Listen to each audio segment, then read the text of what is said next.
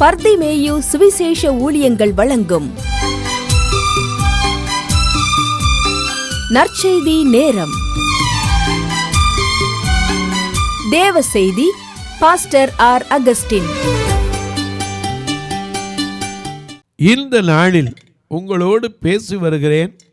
போராட்டத்திற்கு முதல் ஒரு காரணம் என்னன்னா, உண்மையுள்ள மனுஷனுக்கு நிச்சயமாக என்ன வரும்? ஆசீர்வாதமும் உண்டு, அதே சமயத்தில் போராட்டங்களும் இருக்கத்தான் செய்யும். எனக்கு அன்பானவர்களே, இன்னும் அநேக காரியத்தை சொல்லலாம். அடுத்த காரியத்துக்கு உங்களுக்கு வரேன். எனக்கு அன்பானவர்களே, போராட்டம் என்பது இன்னொரு காரியம் என்ன? உண்மையாக இருக்கிறவனுக்கு மட்டுமல்ல, ஊழியத்தினாலே போராட்டம் உண்டு. என்ன பிரதர் திடீர்னு சொல்கிறீங்க? உண்மைதான். பேதுருவை பாருங்க, அவன் என்ன பண்ணான்? ஆண்டவர் ஒரு நாள் அவனை சந்திக்கிறார். சந்திக்கும் போது அவனை அழைக்கிறார். என்ன அழைக்கிறார்? வாப்பா, உன்னை என்ன செய்வேன்? மனுஷர்களை பிடிக்கிறவராக மாற்றுவேன். இதுதான் அவனுக்கு கிடைச்ச அழைப்பு. என்னைக்கு அவருக்கு பின்னாடி வந்தானோ, அதுக்கு பின்னாடி பார்த்தீங்கன்னா, ஐயா இடையில கூட மறுதளிச்சான் போனான். ஆனால் பின்னாடி அப்போஸ்தலனாய் வந்தபோது அவனுக்கு இருந்த போராட்டம் எத்தனை. உங்களுடைய வேதாகமத்தை தயவு செய்து எங்கே இருந்தாலும் சரி தேடி கையிலே எடுத்துக்கொண்டு அப்போஸ்தலர் நடவடிக்கைகள் 12ஆம் அதிகாரத்திலே 3வது 4வது வசனத்தை, இந்த 2 வசனத்தையும் தேடி கையில் எடுத்துக்கிறீங்களா? அப்படி எல்லாரும் தேடி எடுக்கிற வரைக்கும் நீங்களும் நானும் சேர்ந்து பாட போறோம். அல்லேலூயா, உமக்கு மகிமை தருகிறோம், உம்மில் தான் மகிழ்ச்சி அடைகிறோம். உமக்கு மகிமை தருகிறோம், உம்மில் தான் மகிழ்ச்சி அடைகிறோம். அல்லேலூயா, அல்லேலூயா, அல்லேலூயா, அல்லேலூயா. உமக்கு மகிமை தருகிறோம், உம்மில் தான் மகிழ்ச்சி அடைகிறோம்.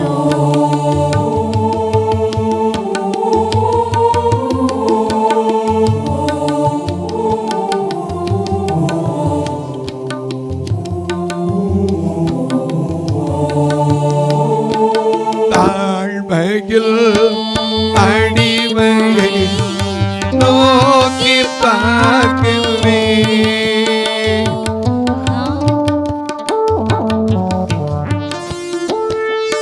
தாழ்மையில் அடிமையை நோக்கி பார்க்கிறேன்,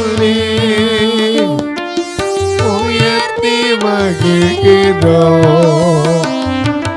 ஒரு கோடி ஸ்தோத்திரமே. உயர்த்தி மகிழ்கிறோம், ஒரு கோடி ஸ்தோத்திரமே. அல்லேலூயா, அல்லேலூயா, அல்லேலூயா, அல்லேலூயா.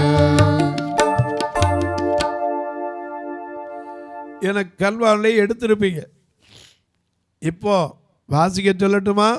அப்போஸ்தலர் நடவடிக்கைகள் 12ஆம் அதிகாரத்திலே 3வது 4வது வசனம். அது யூதருக்கு பிரியமாயிருக்கிறது என்று அவன் கண்டு பேதுருவையும் பிடிக்கத் தொடங்கினான். அப்பொழுது புளிப்பில்லாத அப்ப பண்டிகை நாட்களாயிருந்தது. சரி, அவனை பிடித்து சிறைச்சாலையில வைத்து பஸ்கா பண்டிகைக்கு பின்பு ஜனங்களுக்கு முன்பாக அவனை வெளியே கொண்டு வரலாம் என்று எண்ணி. நல்ல கவனிங்க, ஒரு மனுஷன் செய்த காரியத்தை இங்க எழுதப்பட்டிருக்கு. ஏரோது என்கிற ஒரு அரசன், அவன் என்ன பண்ணா, யாக்கோபை பட்டயத்தினாலே கொலை செய்தான். அப்படி கொலை செய்தது சனங்களுக்கெல்லாம் எப்படி பட்டுச்சுன்னா சந்தோஷமாக பட்டுச்சு. உடனே அடுத்து பேதுருவை என்ன செஞ்சிட்டான், பிடிக்க தொடங்கி அவனை காவலில் வைத்து விட்டான். பேதுரு என்ன ட்ரெஷரில் திருடிட்டான் வந்தான், கஜானாவிலேருந்து இல்லை கொள்ளையடிச்சிட்டான் தான். அவன் மேலே என்னங்க காரணம்? ஏன்னா ஜனங்கள் மத்தியில் அவர் ஐயா செய்கிற அற்புதங்களை கண்டு ஒரு கூட்ட ஜனங்கள், அப்போஸ்தலர் 5ஆம் அதிகாரத்தில் 15ஆம் வசனத்தை பாருங்க, மிக அழகாக எழுதப்பட்டிருக்கு. பேதுருவின் காலத்தில் அப்போஸ்தலர் 5:15 வாசிக்க. பிணியாளிகளை படுக்கையின் மேலும் கட்டில்களின் மேலும் பேதுரு நடந்து போகையில் அவனுடைய நிழலாகிலும் அவர்களில் சிலர் மேல் படும்படிக்கு அவர்களை வெளியே வீதிகளிலே கொண்டு வந்து வைப்பார்கள். ஏன்னா ஒரு தாயின் வயிற்றிலிருந்து பிறந்த சப்பானிய அப்படியே 40 வருஷம் நடக்க முடியாமல் கிடந்தவனை எழுந்து நடக்க வச்சிட்டார். அப்படிப்பட்ட அற்புதங்களை செய்தார். நம்மளை மாதிரி 1.5 மணி நேரம்லாம் பேச மாட்டார். அவர் பேசினார்னா ஒரே பேச்சில் எத்தனை 1000 பேர், 3000 பேர், 5000 பேர்லாம் என்ன செய்வாங்க, ரட்சிக்கப்படுவாங்க. அவ்வளோ அருமையான பிரசங்கியார். ஆனால் ஒரு சாதாரண மீன் பிடிக்கிற மனுஷன். ஏன்னா அவரை குறித்து நம்ம பாடுறோம் எல்லாம் அழகா, மீனக்கார பேதுரு நானுங்க, ஏசப்பாவின் முதல் சீசங்க, மீனக்கார பேதுரு நானுங்க, ஏசப்பாவின் முதல் சீசங்க, பால மீன் நானுங்க, அஞ்சர மீன் நானுங்க, ஏசு ராஜா இருபுகிற சுறா மீன் நானுங்க, மத்தி மீன் நானுங்க, நெத்திலி மீன் நானுங்க, ஏசு ராஜா விரும்புகின்ற ஷிலா மீன் நானுங்க. மீனுக்கார பேதுரு ஒரு காலத்தில் படகை வச்சுக்கிட்டு ராத்திரி முழுக்க தேடி ஒன்றுமே இல்லாமல் திரும்பி வந்து அவருக்கு சொன்னாரேங்கிற வார்த்தைக்கு கீழ்ப்படிஞ்சு திரும்ப அந்த படகை தள்ளிட்டு போய் நிரம்பின ஆசீர்வாதத்தை கண்டு பிரமித்து நான் பாவியான மனுஷன் என்னை விட்டு போயிடும்னு சொன்னவன்.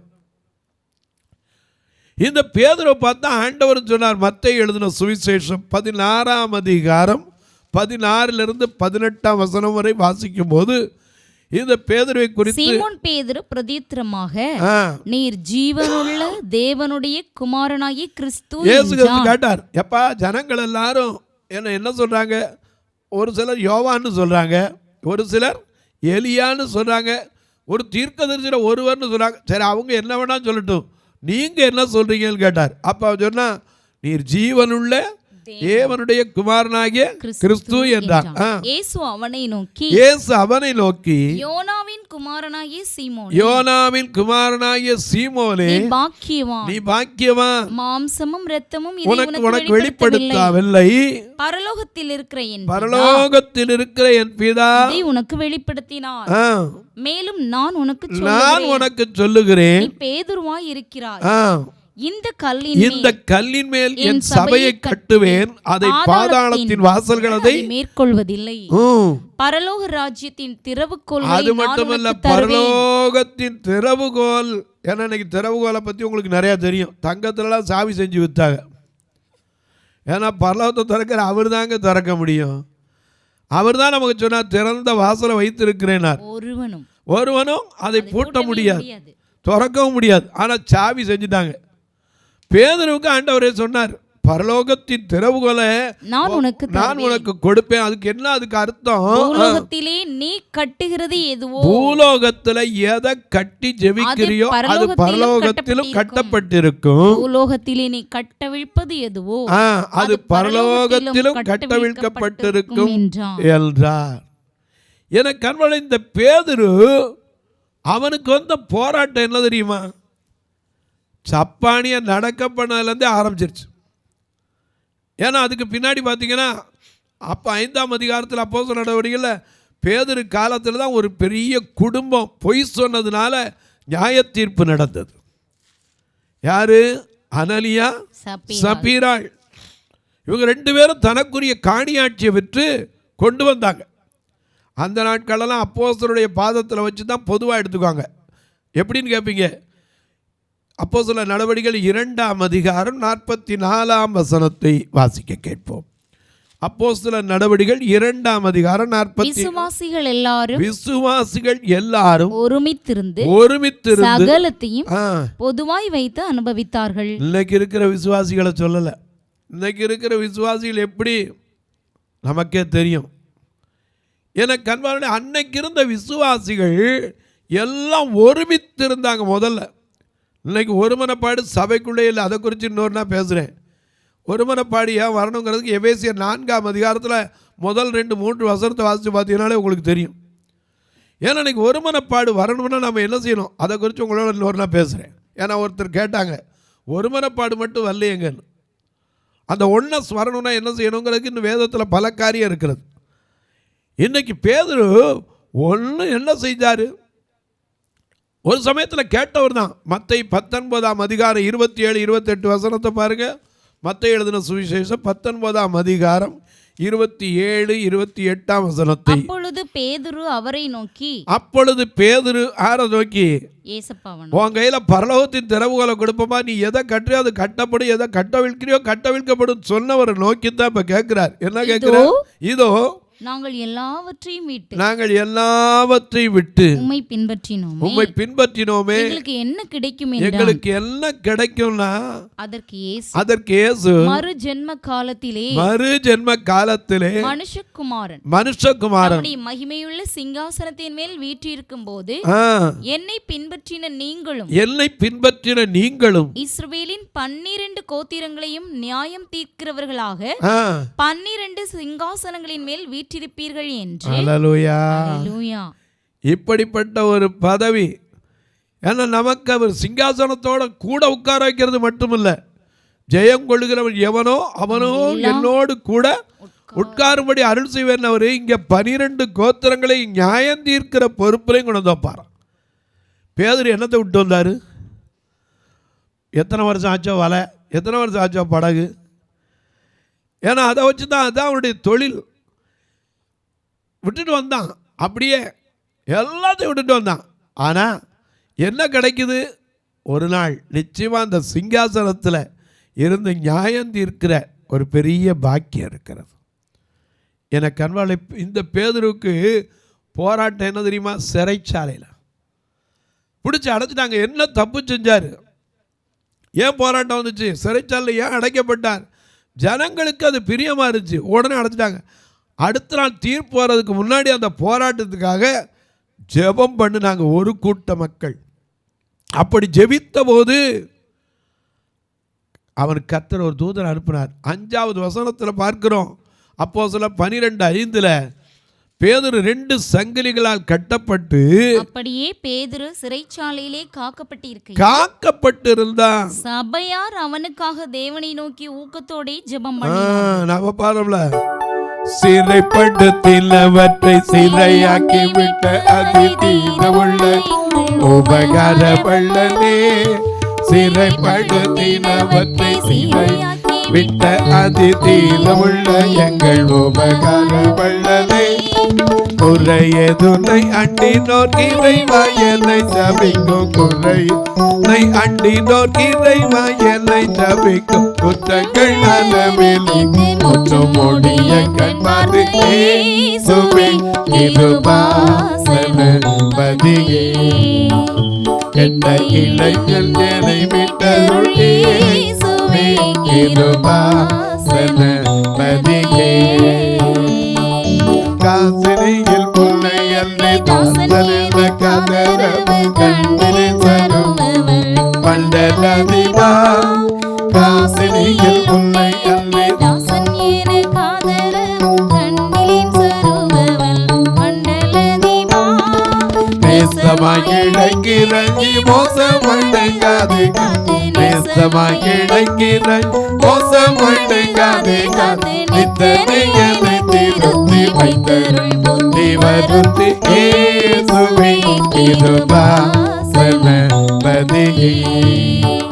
கெட்ட இளைஞன் என்னை மீட்டருள் இயேசுவே கிருபாசனபதியே.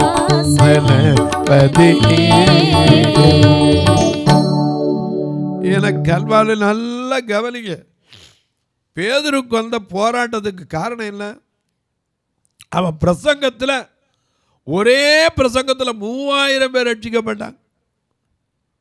அப்போஸ்தலர் 2ஆம் அதிகாரத்தில் நீங்கள் வாசிங்கன்னா பெந்தேகோஸ்து நாளில் அவன் பிரசங்கித்த போது 3000 பேர். எனக்கு அன்பானவர்களே, அவர் இவ்வளோ நம்மளை மாதிரி நாள் கணக்கில் உட்காந்து 1.5 மணி நேரம்லாம் பிரசங்கப்படலை, கொஞ்ச நேரம் தான் பேசுவார். உதாரணமாக அவர் பேசுகிறத ஒரு காரியத்தை பார்க்கலாமா?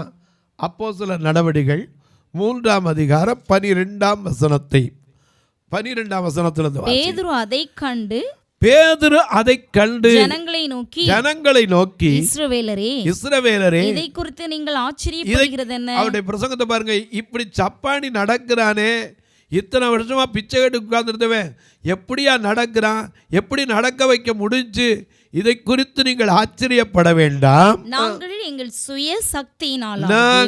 எங்கள் சுய சக்தியினாலாவது எங்கள் சுய பக்தியினாலாவது நடக்க பண்ணினோம் என்று நீங்கள் எங்களை நோக்கி பார்க்கிறது என்ன? ஆபிரகாம் ஈசாக்கு யாக்கோபு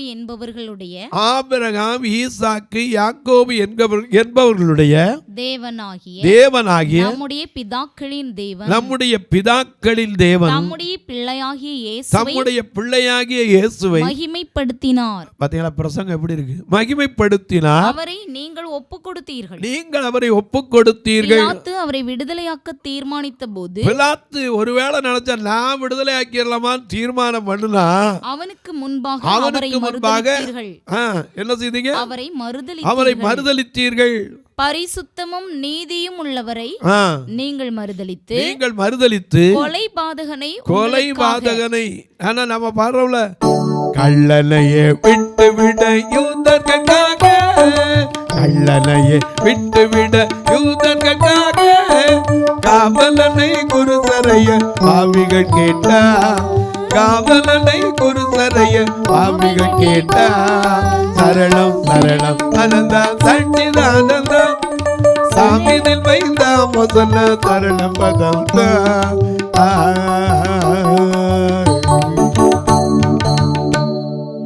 ஏன்னா அவருடைய பிரசங்கம் ஜீவனுள்ள அதிபதிய சிலுவையில் கொன்று, ஜீவனுள்ள அதிபதி சிலுவையில் கொன்று, திருடனையே விட்டு விட தீயவர் கேட்டா, திருடனையே விட்டு விட தீயவர் கேட்டா, சரணம் சரணம் அனந்தா சச்சிதானந்தா சாமிதில் வைந்தா மொசல்ல சரண பதம்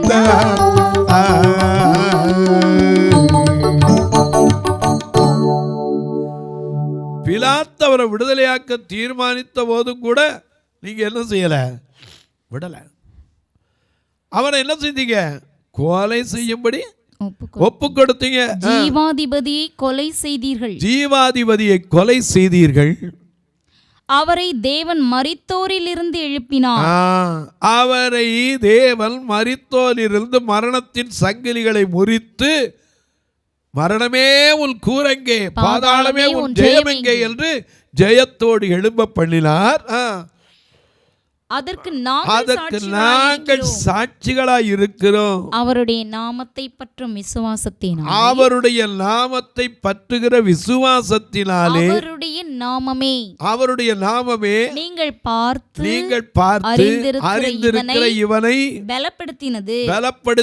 அவரால் உண்டாகிய விசுவாசமே உங்கள் எல்லாருக்கும் முன்பாக இந்த சர்வாங்க சுகத்தை இவனுக்கு கொடுத்தது.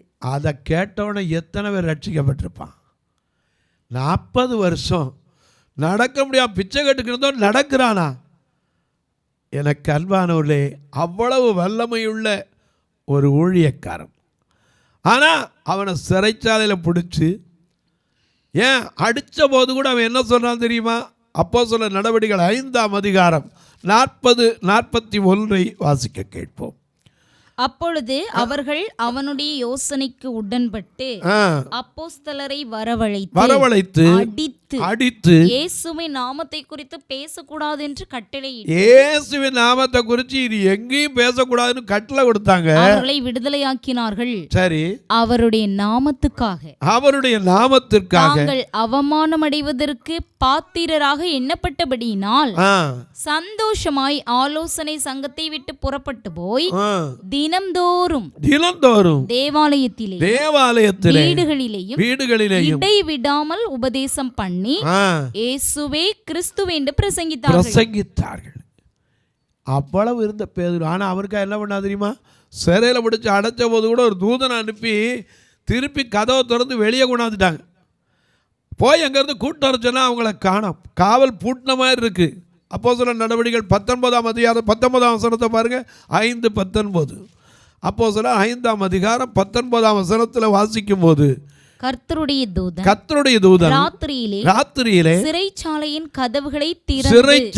கதவுகளை திறந்து அவர்களை வெளியே கொண்டு வந்து நீங்கள் போய் தேவாலயத்திலே நின்று இந்த ஜீவ வார்த்தைகள் எல்லாவற்றையும் ஜனங்களுக்கு சொல்லுங்கள் என்றார். ஜீவ வசனம் கூறுவோம், சகோதரனை சேர்ந்து எக்காலம் ஓதுவோம். ஜீவ வசனம் கூறுவோம், சகோதரனை சேர்ந்து எக்காலம் ஓதுவோம். ஜீவ வசனம் கூறுவோம். ஜீவ வசனம், ஜீவ வார்த்தை. இந்த ஜீவ வார்த்தையை சொல்றதுக்காக சிறைச்சாலையில் போனால் கூட அவமானம் வந்தால் கூட ஏற்றுக்கொண்டானே. அவனுக்கு என்ன காரணம்? போராட்டம் வந்துச்சு. ஒரே ஒரு காரணம் என்ன தெரியுமா? ஊழியம். இன்னைக்கு ஊழியம் செய்கிற உங்களுக்கும் போராட்டம் உண்டு, எனக்கும் போராட்டம் உண்டு. யாரெல்லாம் ஊழியத்தில் நிற்கிறாங்களோ அத்தனை பேருக்கும் பலவிதமான போராட்டம். பொருளாதாரத்தினால போராட்டம் வரும். ஏன்? ஊழிய பாதையில் போகும்போது கூட அவமானம் வரும், நிந்தை வரும். தொலைக்காட்சியில் பார்க்கிற என் அன்பு மக்களே, தயவு செய்து போராட்டத்திற்கான காரணம் என்ன? ஒரு சின்ன பிரச்சனை வந்தோன்னா ஏதோ நான் செஞ்ச பாவமா, நான் செஞ்ச சாவமா, எவனோ செஞ்ச தீவினையா, இப்படி நினைக்காதீங்க. அதுக்கெல்லாம் அப்பாற்பட்டு மூணாவது ஒரு காரணம் இருக்கு. முதலாவது சொல்லே, உத்தமத்திற்கு போராட்டம் உண்டு. மனித வாழ்க்கையே போராட்டம் தான். இப்போ சொன்னேன், ஊழியத்தினால போராட்டம் உண்டு. ஊழியம் செய்யும் போது பலவிதமான போராட்டங்கள் வரும். ஜீவ பலியாக கூட வார்க்க வேண்டியது வரும். ஏன்னா சிறைச்சாலையில் இருந்தால் பவுல் எழுதுகிறாரு. பிலிப்பியருக்கு எழுதுகிற நிருபத்தை எழுதும்போது பிலிப்பியர் 1ஆம் அதிகாரத்தில் 12ஆம் வசனத்தில் வாசிக்கும் போது எல்லாவற்றையும் உங்களுக்கு சொல்ல நேரம் இல்லை. அந்த ஒரு காரியத்தை மட்டும் சொல்லிட்டு போறேன். பிலிப்பியர் 1ஆம் அதிகாரம் 12ஆம் வசனத்தில், சகோதரரே எனக்கு சம்பவித்தவைகள் சுவிசேஷம் பிரபலமாகும்படிக்கு ஏதுவாயிற்று. அல்லேலூயா. அவருடைய சந்தோஷம் என்ன தெரியுமா? சிறையில் இருக்காரு, எனக்கு கட்டு வந்துச்சு. ஆனா எதனால? அப்படியாவது சுவிசேஷம் பிரபலமாகுதே.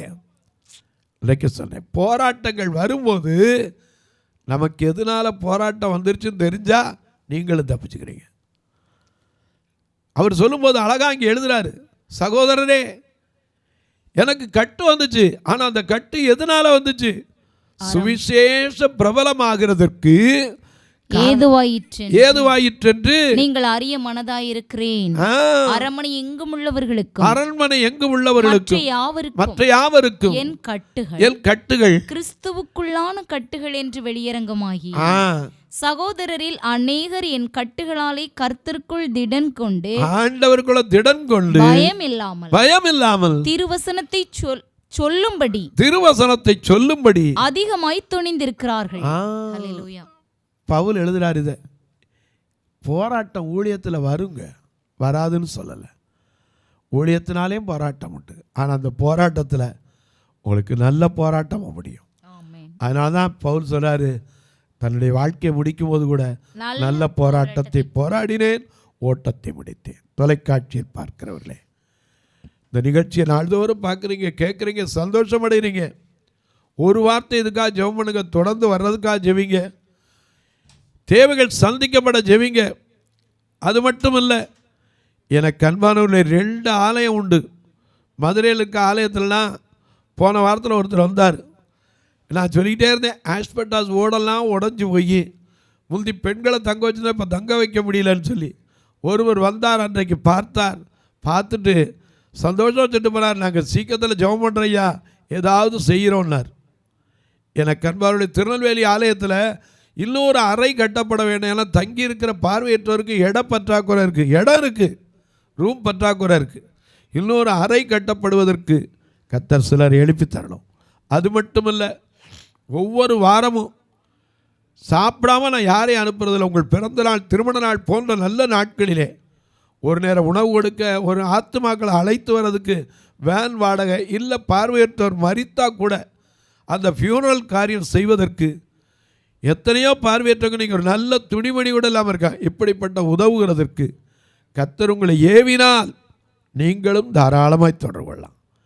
ஆனால் கட்டாயமுள்ள விசனமாயல்ல. வந்து பாருங்கள், எப்போவாவது டைம் கிடச்சா திருநெல்வேலிக்கோ மதுரைக்கோ வாங்க, வந்து பாருங்கள். உங்கள் மனசில் கர்த்தர் ஏவனா மட்டும் பண்ணாப்போ. எப்படி கேட்பீங்க? நான் வந்து பார்த்துருக்கேன் பிரதர், எங்களுக்கு தூரத்தில் இருக்கோம், எப்படி உதவி பண்ணுறது? இதில் 2 நம்பர் வந்துக்கிட்டே இருக்கும் டிஸ்பிளேயில். அதில் ஜிபே, ஃபோன்பே உண்டு.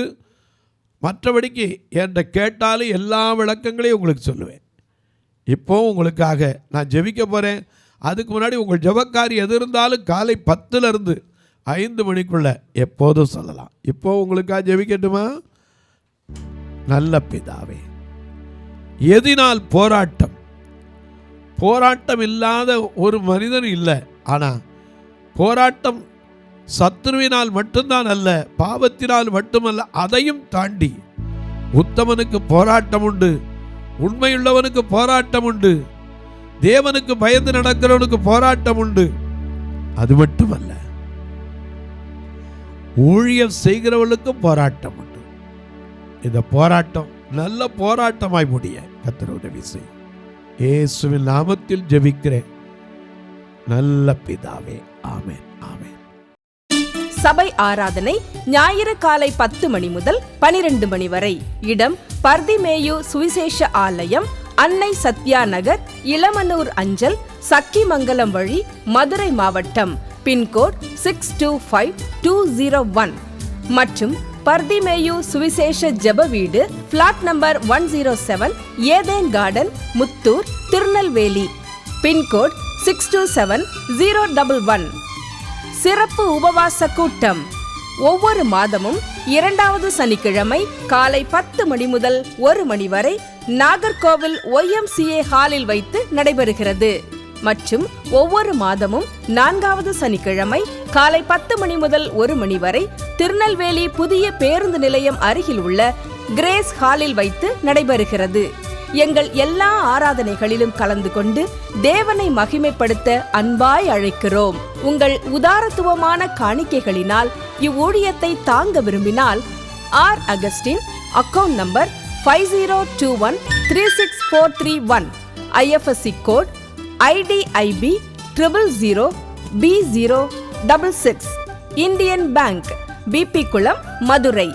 ஜிபே நம்பர் 9842181917, BGM மினிஸ்ட்ரீஸ் மற்றும் 9442559772, பிளைண்ட் மினிஸ்ட்ரீஸ் அகஸ்டின். உங்கள் தொடர்புக்கு பாஸ்டர் ஆர் அகஸ்டின், பர்திமேயு சுவிசேஷ ஊழியங்கள், நாகமலை, புதுக்கோட்டை, மதுரை 625019. தொலைபேசி எண்கள் 9842181917 மற்றும் 9442559772. கர்த்தர் தாமே உங்களை ஆசீர்வதிப்பாராக.